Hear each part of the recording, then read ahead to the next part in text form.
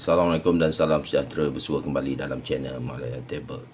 Okey, terlebih dahulu saya nak ucapkan terima kasih kepada semua subscriber dan juga yang penonton-penonton yang sentiasa memberikan sokongan kepada channel Malaya Table. Okey, untuk tampilan kali ini sahabat semua, saya akan bawakan lagi siri-siri jualan dalam duit-duit simpanan saya, iaitu pada kali ini saya bawakan running number untuk siri yang ketujuh, duit Malaysia, iaitu siri yang ketujuh.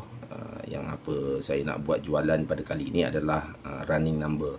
Duit ini ditandatangani oleh Tan Sri Datuk Ahmad Don, Gubernur kita yang kelima. Sekali lalu lah saya bagi tahu, dikeluarkan mulai tahun 1995 sehingga 1998. Denominasi duit ini adalah duit RM5, 10, 50, 100, 500. Mula diedarkan pada tahun 1996 sahabat semua. Itu sekali lalu juga sahabat. Ini saya nak bagi tunjuk dia punya running number sahabat. Okey, saya besarkan sikit. QG5739837 dan lagi sekeping adalah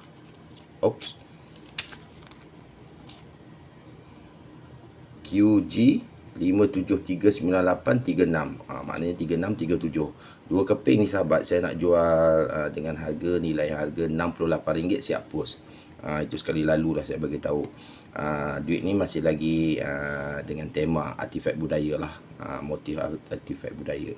Nombor siri jelas lah sahabat semua untuk ni. Duit ni dalam keadaan yang sangat baik lagi, keras, dan saya simpan lah dalam dia punya cover, plastik cover dia ni, untuk saya simpan dalam album.